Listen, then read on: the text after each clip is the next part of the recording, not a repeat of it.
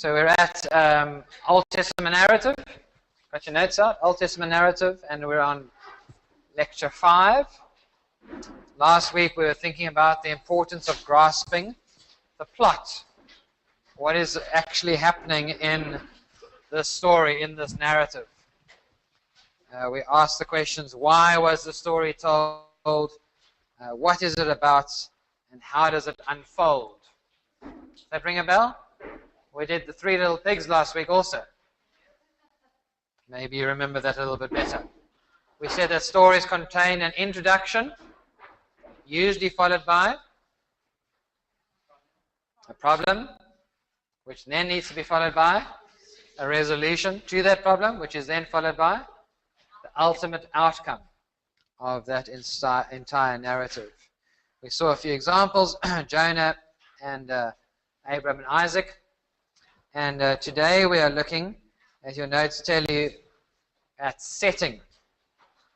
Asking the questions when, where, and who. When, where, and who. Plot asks different questions, namely the question what and how, but when, where, and who are just as important. So any narrative, any story that is told, when someone tells you a story and they use the word they said to me, you always say, if you didn't hear it or if they haven't been careful in telling you, you always want to know, who are you talking about? Who's the they? Or you constantly find yourself, where did that happen? Where did that happen? So you're asking questions about the setting. When, where, and who. Or, when did that happen? Are you talking, was that this week? Or is this going to happen, or is it something from the past? Those questions are all very important in understanding what is being told to you just on an everyday level. And as you read the Bible's narratives, those questions are the same too.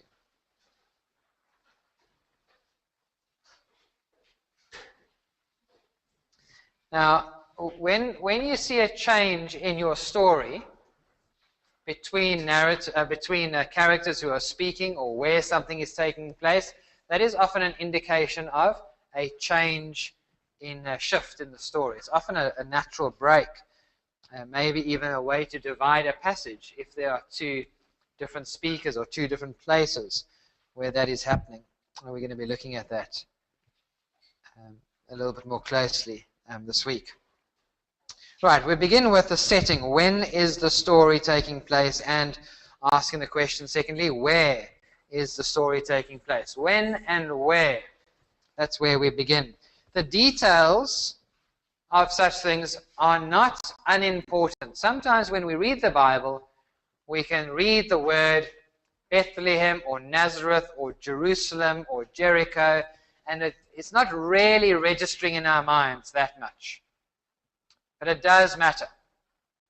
And we ought not to simply set those what we might call minor details aside. Sometimes they will play a crucial and fundamental role in understanding that story. They might provide us with some significant clues to understand the story and to work out how to interpret it. So we need to find out where we are or where the characters are as that story is unfolding.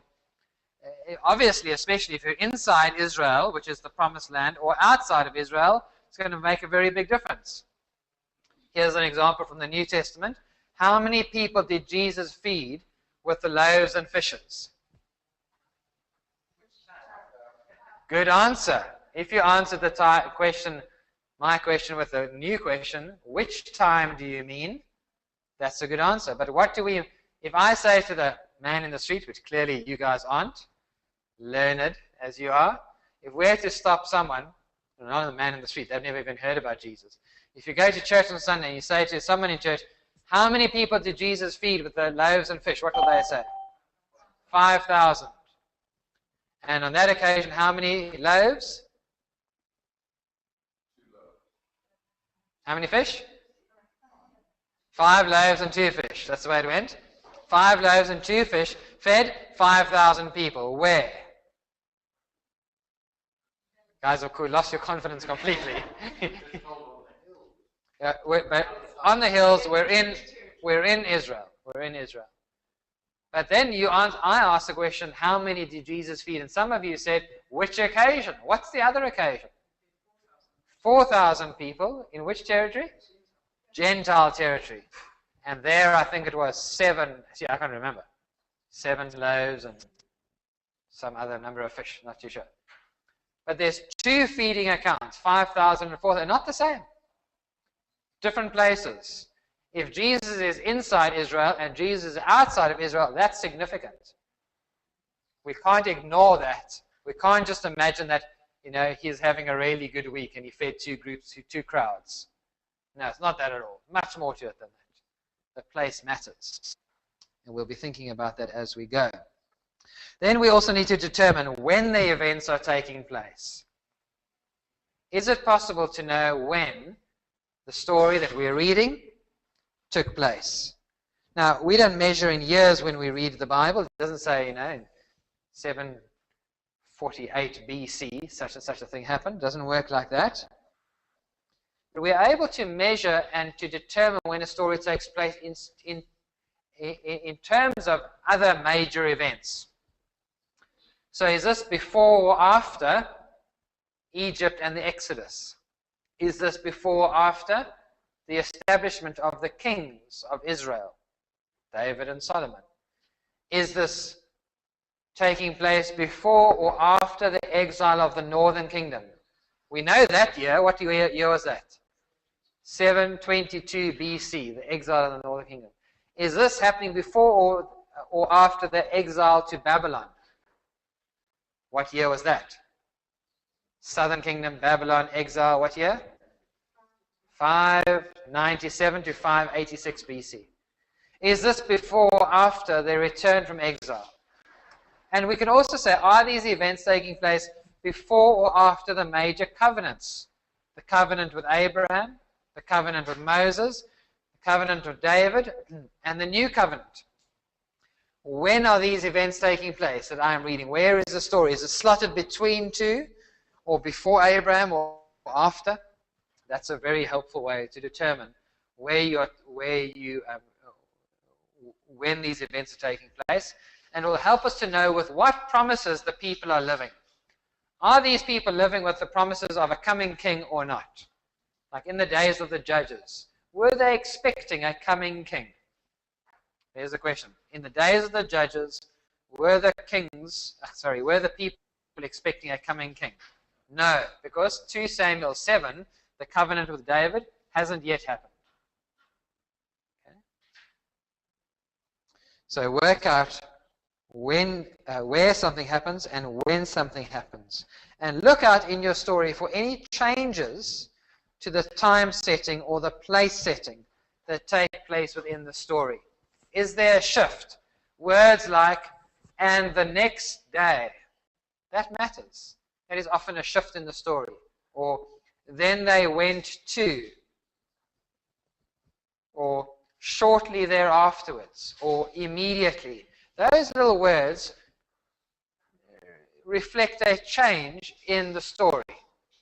And often if you're going to be teaching that part of the Bible, it is often a useful way to break your own teaching up into various sections.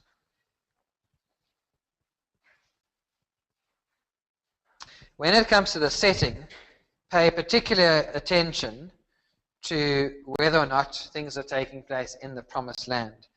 I've mentioned that a little bit, but it's worth repeating it. Are these events taking place in the Promised Land or not? Right, let's try a little exercise. It's a great way to do things, see it come alive in the Bible itself. So Ruth chapter 1 and verse 1.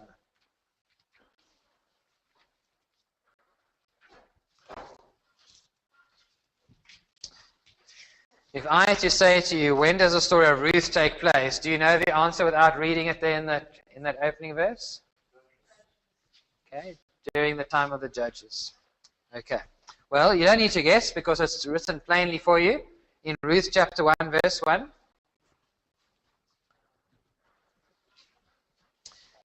Very simple question. What do you notice about the setting described in Ruth 1, verse 1? Setting refers to when and where. I read chapter 1, verse 1. You answer the question to yourself, when and where is this taking place? It's not the hardest thing in the world. In the days when the judges ruled, there was a famine in the land, and a man from Bethlehem in Judah, together with his wife and 2 sons, went to live for a while in the country of Moab. Okay, when and where? In the days when the judges ruled, there was a famine in the land, and a man from Bethlehem in Judah, together with his wife and 2 sons, went to live for a while in the country of Moab. Answer the question for me, when? In the time of the judges. Again, it's not the hardest question in the world. What do you know about judges? So, in the time of what judges? What is it referring to? Can we know? Yes. That's right, the cycle of sin and rebellion. If you're not too sure, read the previous book in the Bible. It's called, wow, there's a surprise, it's called Judges. So Judges is the setting, and the people who were the judges, you know, those varying judges who led Israel at that time, give context to the story. And so when I say to you Judges, it should spark for you exactly what Alan has said, spark for you the thought of this is a time of a cycle of sin, that they were rebelliously following idols that were called Baal and Ashtoreth. As a result of that idolatry, what did God do? He sent raiders against them, people like the Philistines and the Amorites, and they lived under hardship for a long time. And then what did the people do? They came to their senses and they cried to the Lord for help. They beg for mercy. What does God do? How does he answer their cry? He sends a judge. And the judge defeats their enemies. And we are told brings about a time of rest in the land. And then the judge dies. And what is the result of the judge's death? They return back to idolatry. So if I say to you Judges, that's the picture you should get in your mind, and that's how Ruth begins. In the days when the judges ruled, okay, this is a time of sinful rebellion. This is a time when everyone was doing as he saw fit. As the last verse of Judges says, in those days Israel had no king. Everyone did as he saw fit. So it's a dreadful time in Israel's history. It's a dangerous time. The book of Judges ends describing the horrific civil battles, wars that were taking place in the land. And so when you meet this man, Boaz, in the book, a few chapters on, and he's a good and a righteous man, you are somewhat taken by surprise. Because Judges said everyone did as he saw fit. But Boaz is not a man like that. So in other words, in the midst of the time of the judges, there were still a remnant of good and righteous people. So here's the light shining in the darkness. Ruth, the book of Ruth is the light, Judges is the darkness, if you like. Okay, now what's the answer to the where question?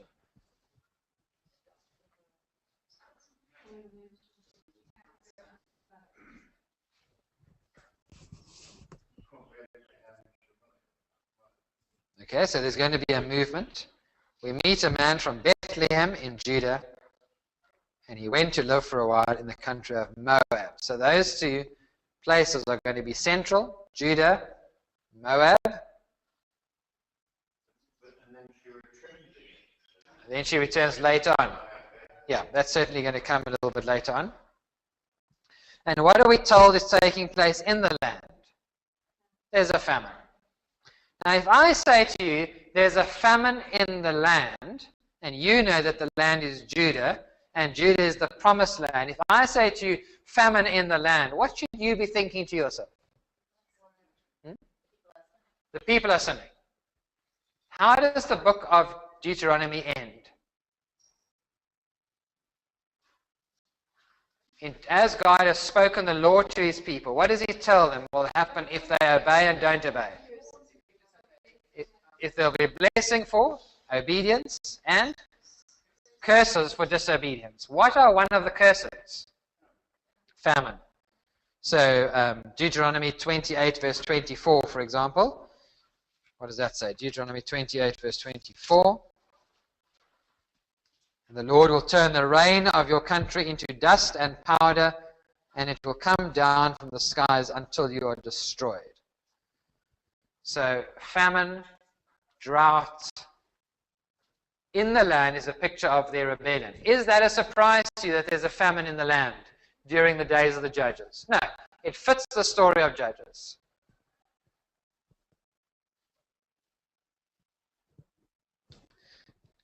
But where specifically are we told is the story taking place in Judah to begin with? Bethlehem. Now, with a little bit of research into studying up about Bethlehem, you'll find that there's a little bit of irony in that first line, because Bethlehem means the house of bread. Okay, so Bethlehem means the house of bread. So you have the word Beth all over, you know, Beth Avon, Beth. I'm trying to think of a few others. Gone blank. But it means house. House of bread. So what's the irony? In the house of bread, there is no bread. There is a famine. Now, there is this man. His name turns out to be Elimelech. We'll see in verse 2.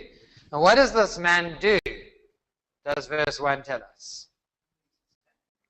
He moves his family out of Bethlehem because there is no bread. And where does he go? Moab. Now, where is Moab? Outside the promised land. How do you feel at this point when one of God's people leaves the promised land? What have we known about the promised land? What did God say would he be doing in the land? It would be the land of milk and honey. It's the land of blessing. But now, because of their sin, it is under curse. Is it ever right for you as a Jew to leave the land? Well, Elimelech leaves, and it takes us by surprise. It's unusual and not recommended, and it sounds like, if you're reading that first verse, that he's showing a lack of trust.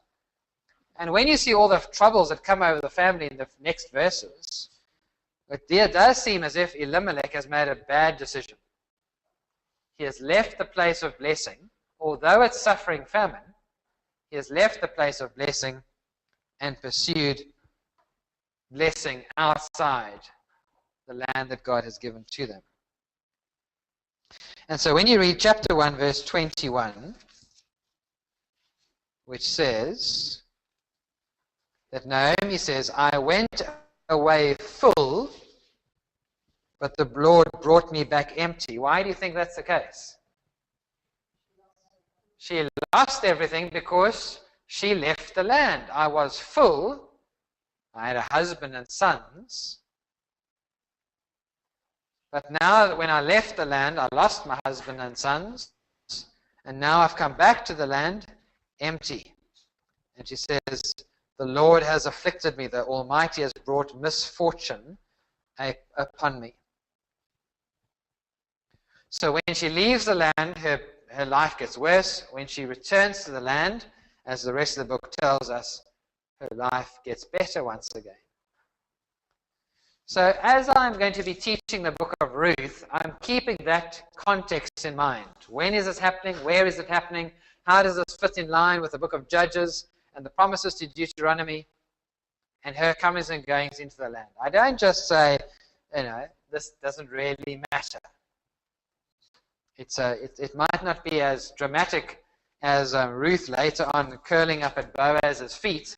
You might want to spend a little bit more time thinking about that beautiful part of the story, rather than saying, there was no famine in Bethlehem, and so the man went outside the land. Let's focus on what on earth Ruth was doing at the foot of his bed. But you'll miss some important things if you don't understand that setting. Okay, let's try another one. Nehemiah, chapter 2, verses 1 to 3. Quickly with the person next to you, read it.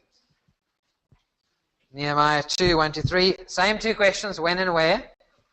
But do it quietly first. Just at your table.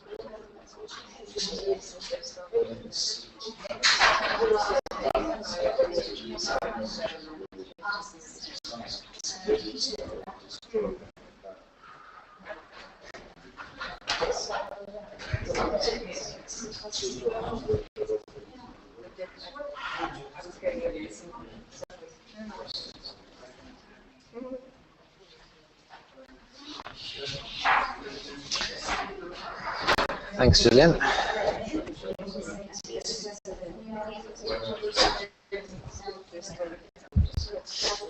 Okay, what's your thoughts? Julian's sent some thoughts through online. Thank you, Julian. When returned from the exile during the reign of Artaxerxes, where is it taking place? In Jerusalem. Okay, so what do you think? What do you think? What do you think?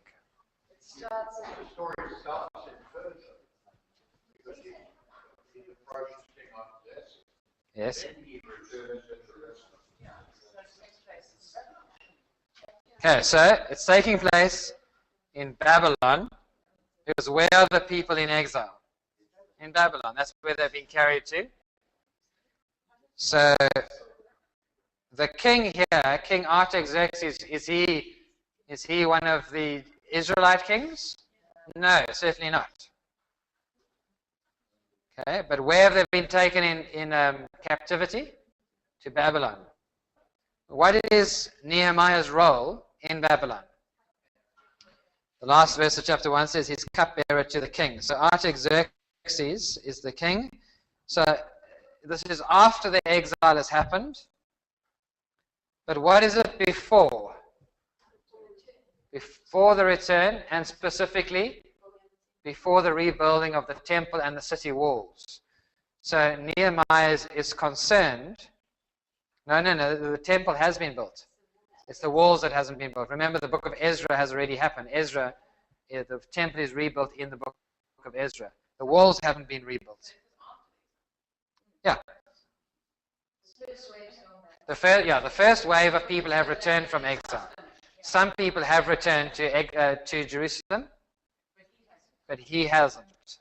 So he's in Babylon, and he's concerned for the return of. Yeah.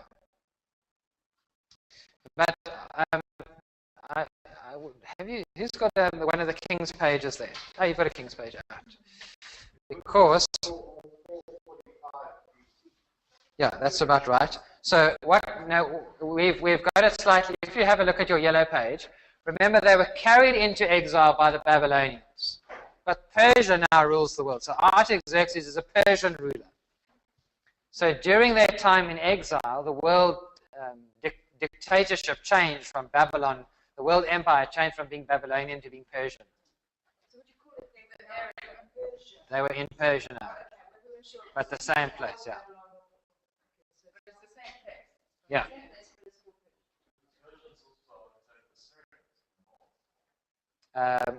They were the world empire, yes. After the Persians was the Greeks, and then after the Greeks, the Romans. Okay, so Artaxerxes is a Persian king. Some people have returned from exile. The temple has been rebuilt in the book of Ezra, we are told. Nehemiah is concerned about the rebuilding of Jerusalem's walls. So judgment is still on the people in a sense, because the exile is not yet complete. And the complete end of the exile has yet to happen. Where is it taking place? Well, this is Persia. Nehemiah is in the palace. He's working for the king, but his concern is for Jerusalem. Okay, let's try the next book of the Bible, Esther, chapter 4. Esther, Ezra, Nehemiah, Esther. Esther 4, verse 12.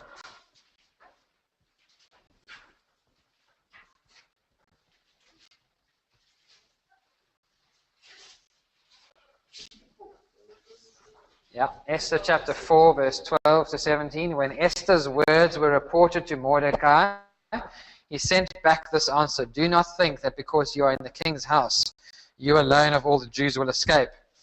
For if you remain silent at this time, relief and deliverance for the Jews will arise from another place, but you and your father's family will perish. And who knows but that you have come to royal position for such a time as this?" Then Esther sent this reply to Mordecai: "Go, gather together all the Jews who are in Susa, and fast for me. Do not eat or drink for 3 days, night or day. I and my maids will fast as you do. When this is done, I will go to the king, even though it is against the law. And if I perish, I perish." So Mordecai went away and carried out all of Esther's instructions. Okay, when and where? Do that for a minute.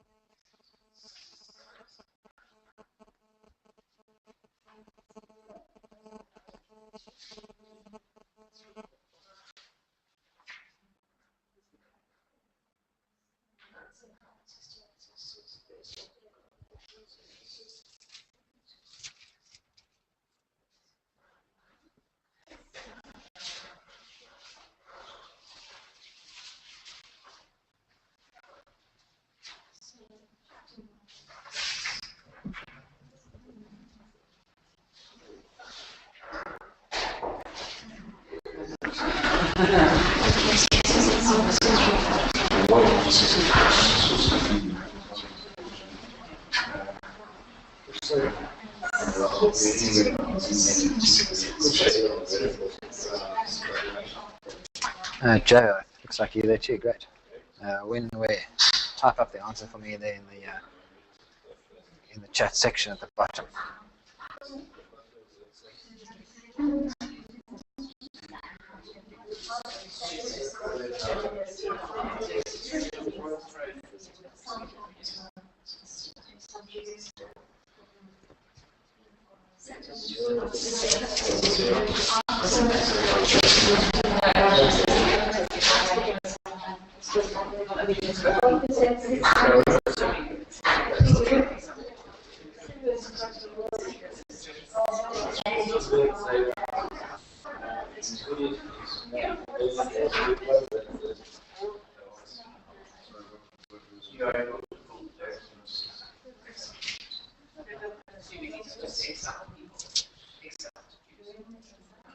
And how do you know that? How do you know that it's Xerxes?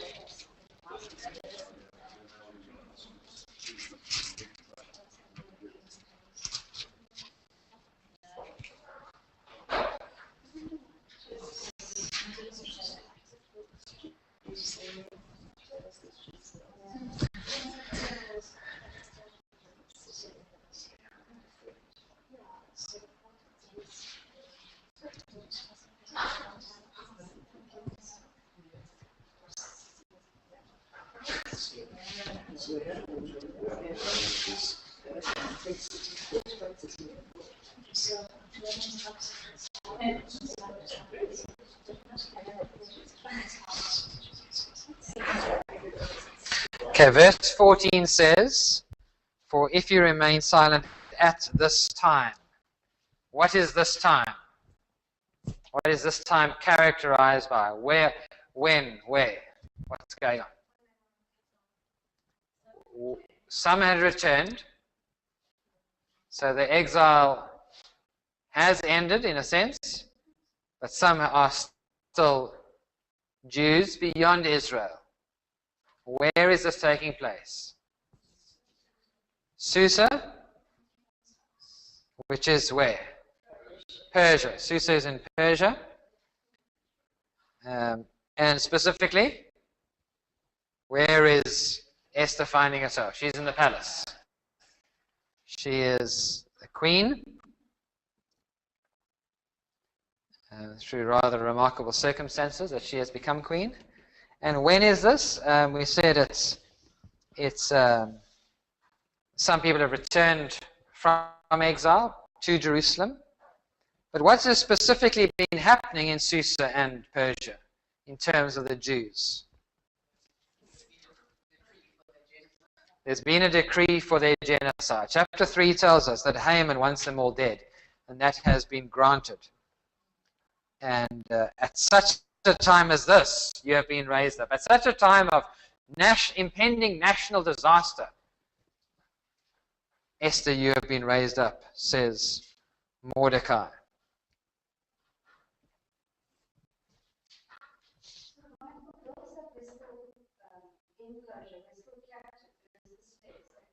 No, there seems to be a measure of freedom for them. Cyrus was the Persian king who let them return. He seems to have instilled the desire to let people live happily rather than under oppression. So the Babylonians ruled oppressively, and the Persians seem to have ruled more generously. They both had the same goal, peace and quiet, but the one thought that peace and quiet would be obtained by forcing peace and quiet, at gunpoint type of thing. And others thought peace and quiet would be better achieved by being kind, moderates. So Esther's living, Mordecai's living in Persia peacefully and without much desire to return. Some had returned, but Mordecai chosen not to return. No, it's much later than that. Esther's after that. Sorry, can I ask a totally unrelated question? How and when and why do the Israelite nation suddenly be called the Jews? When are the Israelite nation first called the Jews? Yeah, why are they now called Jews and not Israel? That's a good question. I'll think about it. Um, Because in Esther, in verse 15, Yeah. no, 16, she says to Mordecai, go together and gather all the Jews who are. Yeah. Yeah, I can't remember when they were first called Jews. They're called the house of Abraham, or the people of Abraham. Then they are called Israelites. The Israelites are called from Mount Sinai onwards, and they're called Israelites because they are from the tribes of Israel. So Jacob has his name changed to Israel, and he is the father of the Israelites, the 12 tribes. But when are they first called Jews? We can do a little search for that. Yeah. No, I don't think so, because the others were still Jews in the northern kingdom. It's interesting to note that this Esther, the book of Esther, is not included in the Torah. I don't know if that has something to do with the terminology. What do you mean not included in the Torah? Esther, the book of Esther is not included. In the Jewish Bible. Yeah. Yeah, the Torah, remember, is just the first 5 books. Genesis, Exodus, Leviticus, Numbers, Deuteronomy. Okay, so you got a general idea of where we are in time. To get Esther at the wrong time will be very confusing in understanding of the story. So we know where she is, we know the conditions under which they are living, and so your interpretation of the story is going to be shaped by those things. Okay, let's try 1 Kings chapter 19.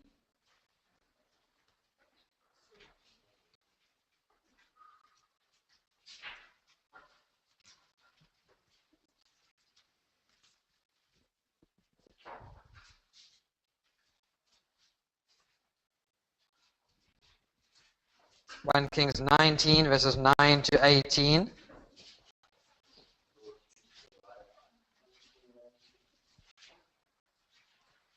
Same questions, when and where? 1 Kings 19, 9 to 18. Just amongst yourselves first.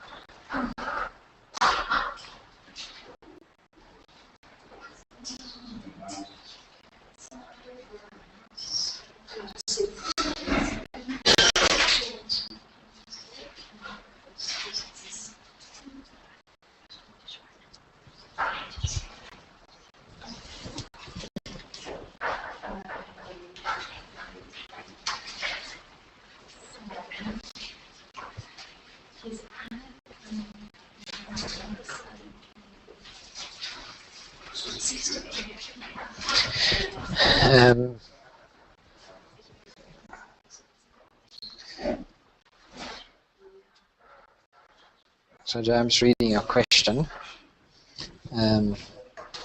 Question says, I'm a bit confused. Is Babylon in Persia? No, Babylon is an empire, remember? The Babylonian Empire. Babylon is a place, but it's also a part of the empire. Then the Persians come in with Cyrus. Cyrus is the first Persian ruler to become the ruler of the world, having conquered the Babylonians. Okay, so that's the first answer to the question. Babylon and Persia are two empires. And then your next part of the question says the Jews that didn't return from exile, were they still in Babylon and living all over the place? And they were all over the place, and some of them have been dispersed all around the world. But the ones we specifically learn about and follow in the story are the ones that are here in Susa, in the story of Esther. Okay, I hope that makes sense.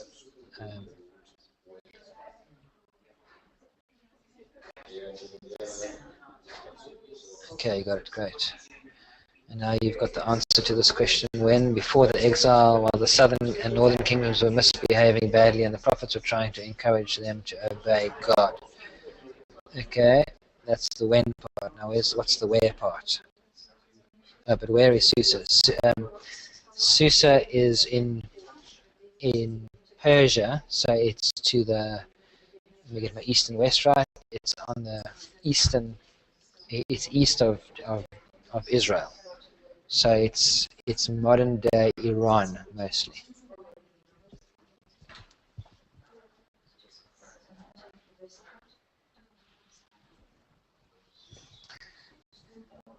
Is this a little bit harder? Very important story this. We'll see why in a minute. Very important story. One of those very misused parts of the Bible.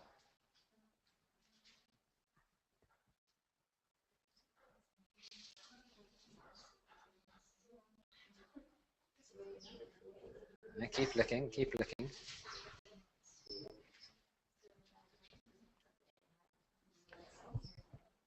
Okay, the when part is a bit easier. So when is this happening?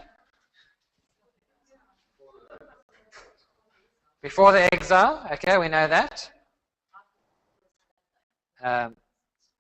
Yes, it's after the split. Split of what? Do you remember what we're talking about? Split of the kingdom to north and south.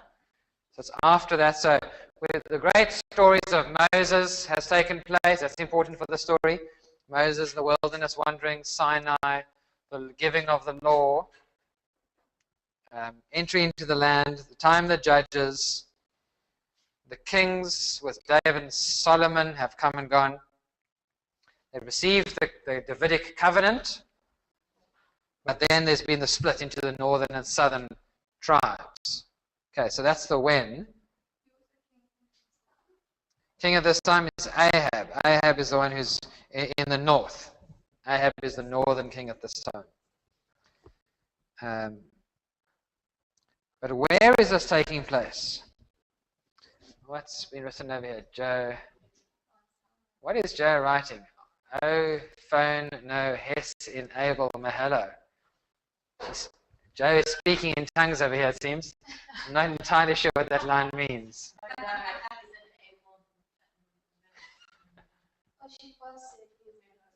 Quick typing, okay. A few typos, yes. Yes. Okay. Let's see what the rest of the comments were. So, okay. So I'm asking the question where, and she has said, God sent him to the desert of Damascus. Maybe he's still there. Oh no, he's in Abel Mahalo. Okay, we fixed up the typos. Okay. Why do you say that? Proves to me that he's in the wilderness.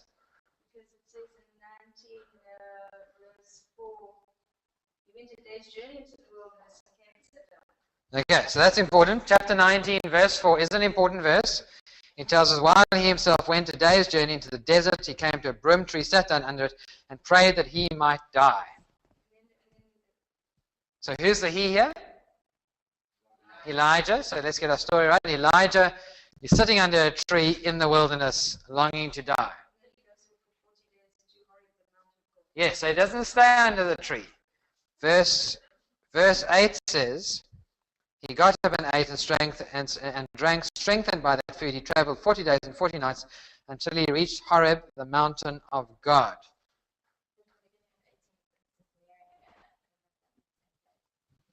The beginning of verse 18. Chapter 18.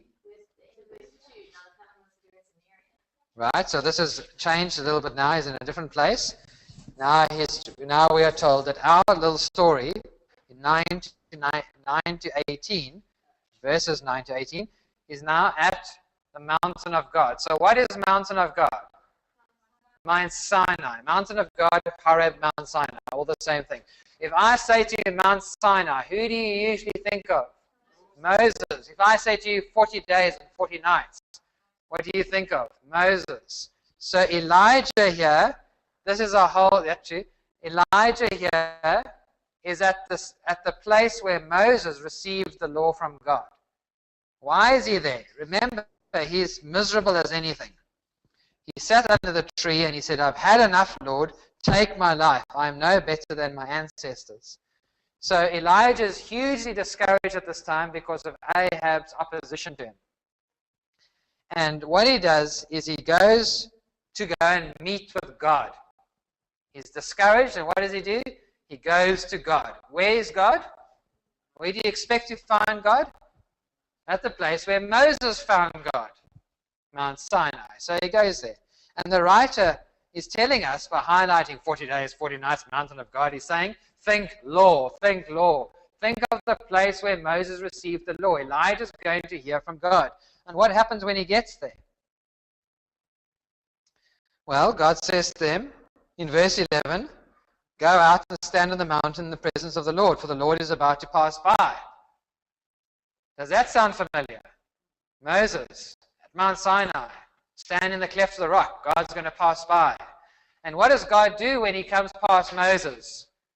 He says, the Lord, slow to anger, compassionate and gracious, abounding in love from generation to generation, but not withholding his anger. You remember that part? So he reveals himself to Moses. He declares who he is. What does he do to Elijah? He does nothing. He says nothing to him. Now, the NIV is terrible on verse 12. Sorry about that. I never wrote the NIV. But it says, and after the fire came a gentle whisper. Now, that little phrase, the gentle whisper, has been something that people are constantly saying. I heard this gentle whisper from the Lord. Okay, what did he say? What does your ESV say? What does the footnote in your ESV say? A thin silence. The most accurate translation of that little phrase that the NIV has called a gentle whisper is a thin silence. What is a thin silence? Nothing. What did Elijah hear from God? Nix. Nothing. It says it in all the other verses also. Then a great and powerful wind tore the mountains apart and shattered the rocks before the Lord, but the Lord was not in the wind. After the wind was there was an earthquake, but the Lord was not in the earthquake. After the earthquake came a fire, but the Lord was not in the fire. And after the fire came a thin silence, came nothing. God said nothing. Because why? He has already revealed himself in the law to Moses. He's got nothing new to say to Elijah. So in Elijah's discouragement, God is saying, keep remembering that what I said to Moses is still in place. I've got nothing new to say to you. So get on with your life. Live under my law. And so, just as an aside, when people are talking about the gentle whisper, you just want to graciously assure them that what it means here is that Elijah was actually not addressed by God at all. God had nothing new to say to him. He said it all to Moses before. Now, you're going to miss all of that unless you notice where Elijah is. He's at the mountain of God, at the place where the law was received. Where Elijah wants to meet with God, God says, I've got nothing new to say to you.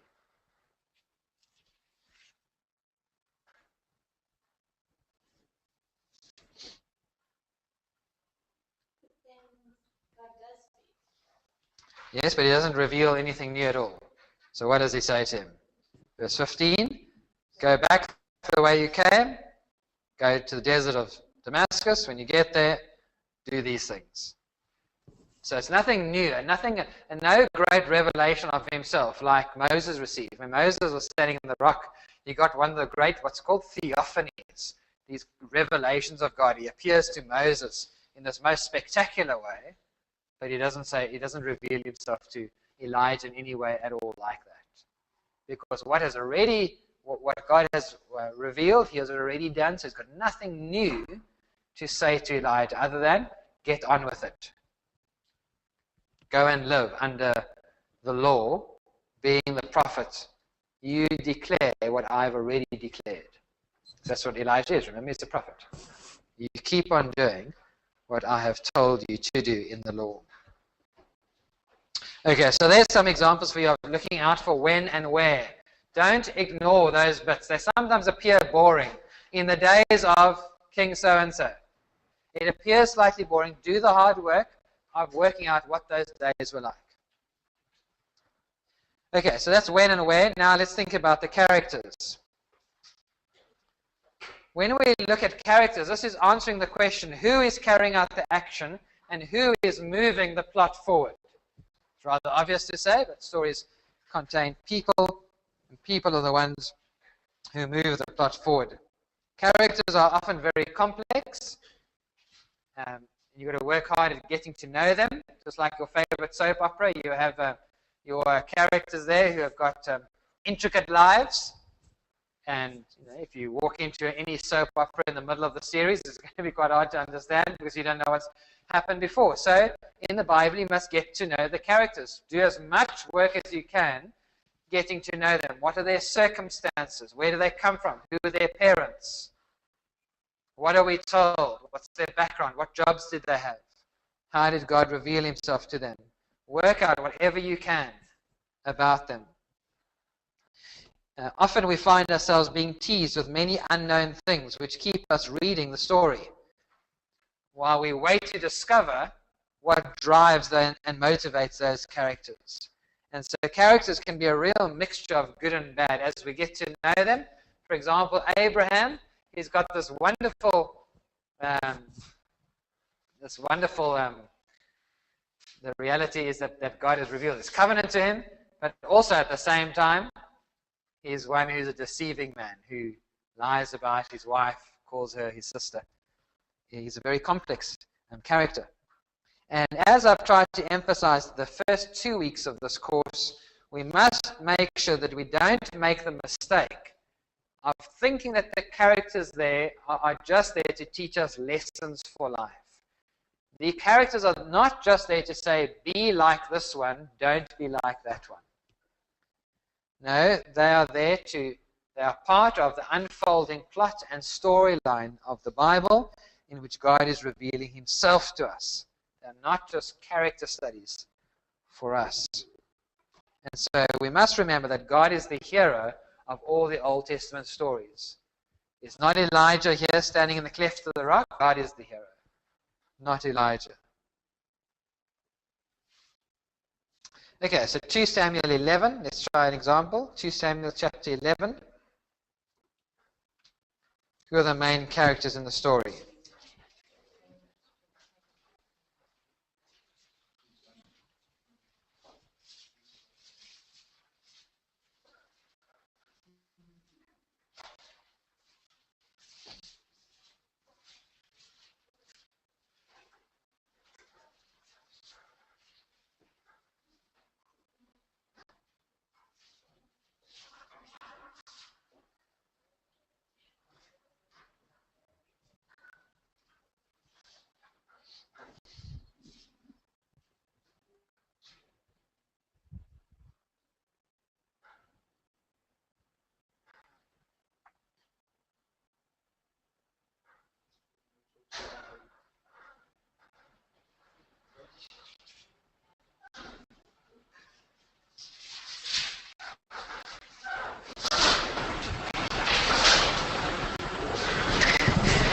It's a fascinating little story. It's one of those that you know very well. The main characters. Who are the main characters? David. Do you think it's Bathsheba? Main character, rather, I think is David and Uriah. Bathsheba's an extra. And there's a few things that are said to us in the story that really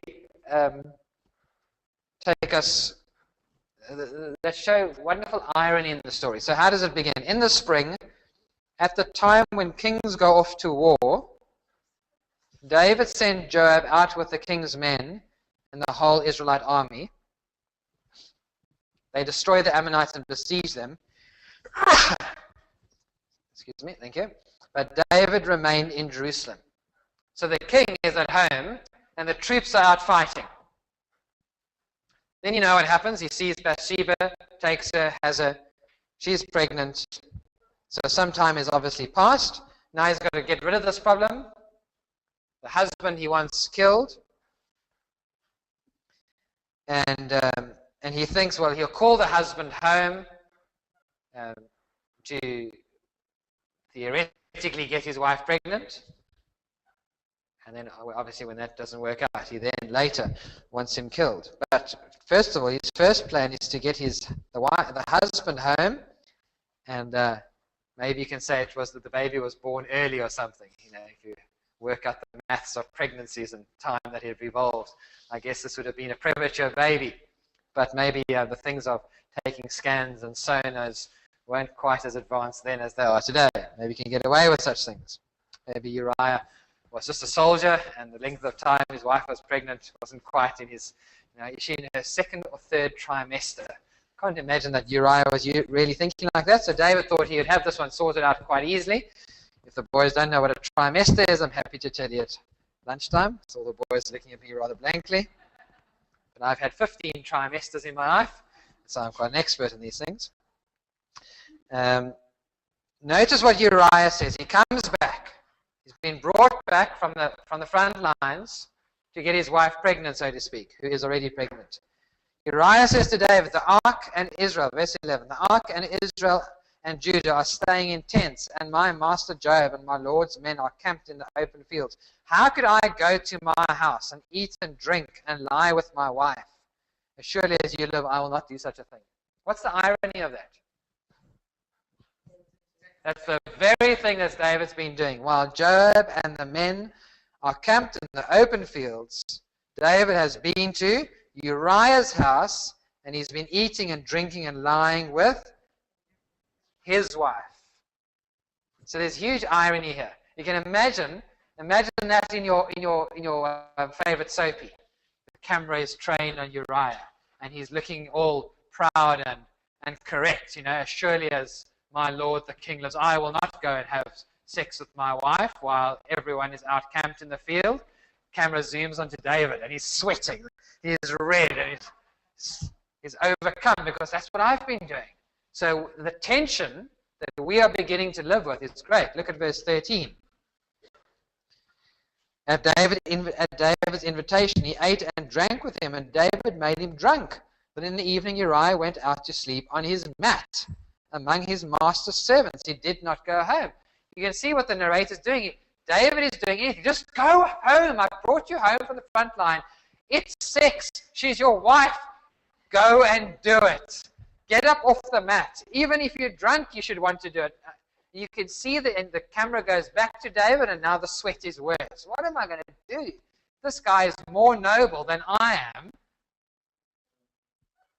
You feel the tension in the story. If you read it properly, you can see the tension in the characters that's building all the time. And so you say to yourself, I wonder, maybe Uriah knows about the affair. Maybe someone's leaked something to him.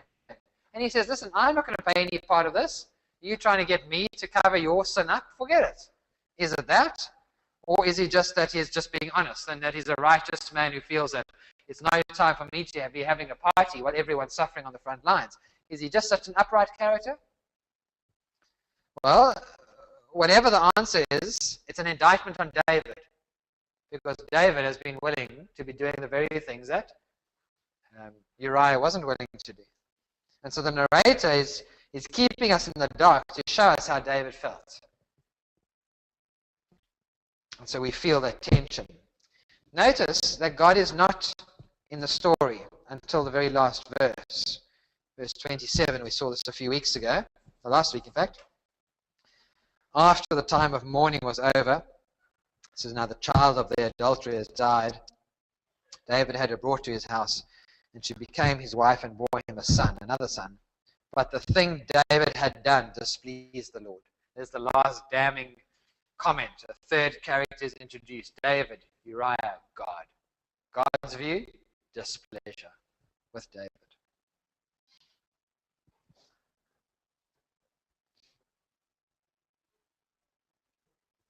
What's been going on here behind my back? It's all these questions.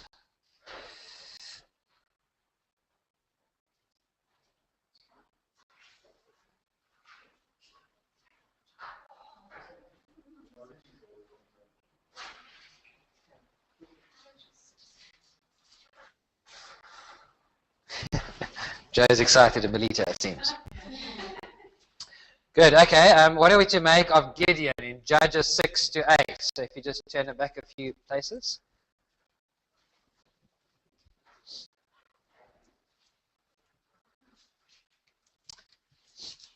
Obviously, it's a slightly longer section, Judges 6 to 8, story of Gideon. In the story, it could really seem as if Gideon, remember we think about characters, it could seem as if Gideon is quite a hero. He defeats the Midianite army of 135,000 men with only 300 men.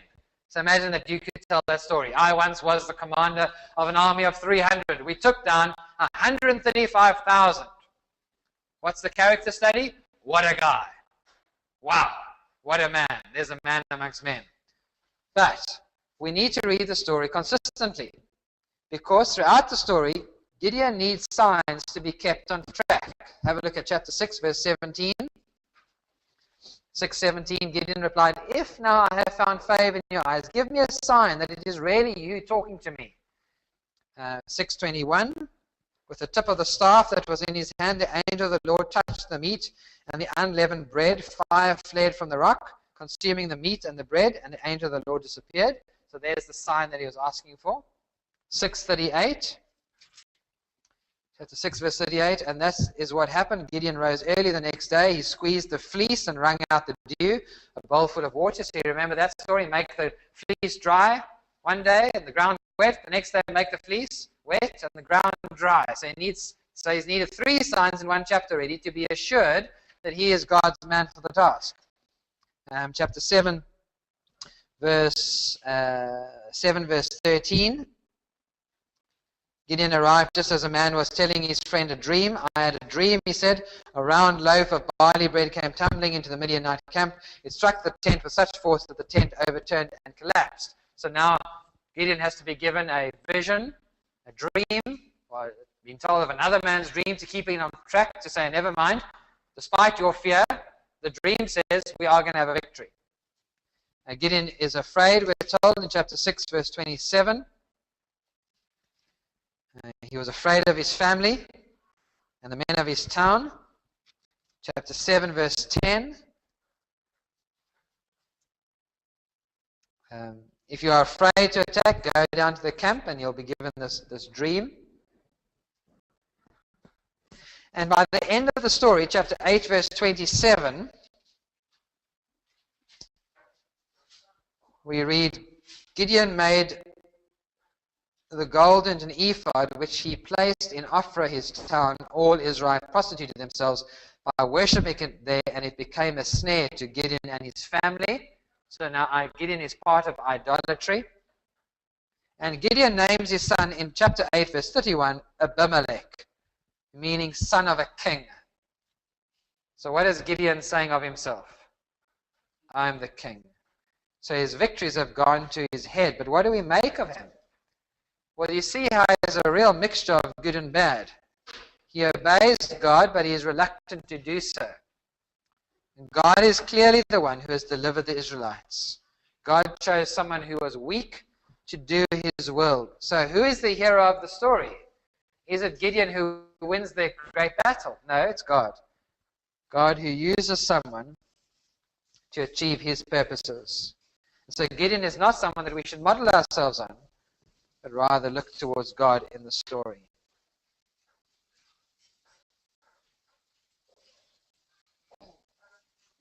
Okay, we'll leave it there because time is up. But you've got a few more examples there that you can have a look at.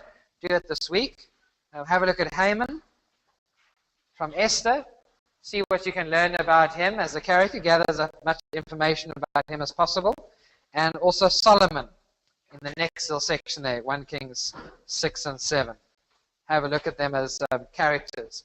And that will help us to understand the narrative, the story that God is telling to us. Okay, we'll leave it there. And next week we'll be looking at how we are to see Jesus and recognize Jesus in the narrative.